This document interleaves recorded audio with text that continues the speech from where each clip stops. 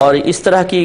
Sorry یہ 530 number میں نے پچھلی دفعہ آپ کو بیان کی تھی، جس میں انس بن مالک رضی اللہ تعالیٰ عنہ رو رہے تھے۔ جب آپ سے پوچھا امام زہری رحمۃ اللہ علیہ نے آپ کیوں رو رہے ہیں، تو آپ نے بیان فرمایا کہ نبی کریم صلی اللہ علیہ وسلم کے دور مبارکہ میں جو کچھ میں نے چیزیں دیکھی تھی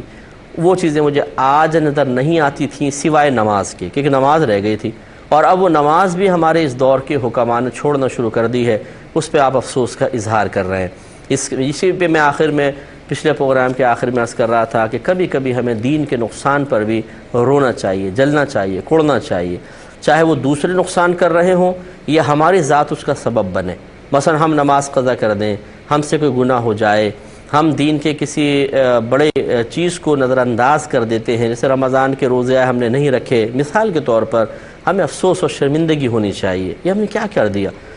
کبھی تو مطلب دین کے نقصان پر بھی انسان افسوس کا اظہار کرے نا۔ ہمارا افسوس تو ہوتا ہے جی آج موبائل چھین گیا،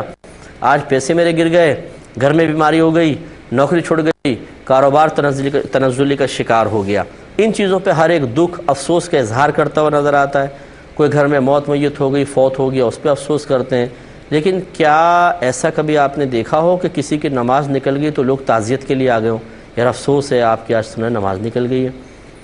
یا وہ مطلب کسی کے ساتھ افسوس کا اظہار کرے کہ جی آپ آج نماز آپ کی نکل گئی بیماری کی وجہ سے، کیسے بھی بڑا دکھ ہوا، بڑا افسوس ہوا؟ نہیں، یہ تو بڑی معمولی سی چیز ہے نا، نماز چھوڑ جانا، روزہ چھوڑ جانا، قرآن پاک کی تلاوت نہ کرنا، معاذ تو چھوٹی چھوٹی چیزیں، ان پہ کوئی افسوس کیا جاتا ہے؟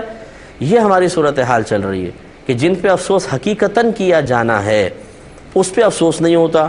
اور جن پر نہیں کیا جانا اس پر ہم افسوس کر رہے ہوتے ہیں۔ تو یہ صحابہ کرام علیہم رضوان جو آخرت کی طرف مکمل طور پہ مائل تھے اور دنیا کی کوئی قدر و قیمت ان کی نگاہوں میں نہیں تھی، وہ دنیاوی نقصان پہ نہیں روتے تھے، وہ اخروی نقصان پر روتے تھے۔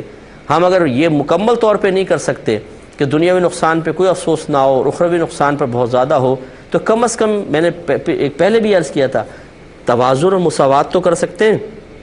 کہ جس طریقے سے ہم دنیا کے نقصان پہ افسوس کرتے ہیں، کاش اسی طرح کا کم از کم دین کے نقصان پر بھی افسوس ہو۔ لیکن ایسا عموماً نظر نہیں آتا، بتکلف ایسا کرنے کی ضرورت ہے اور ہمیں کرنا چاہیے۔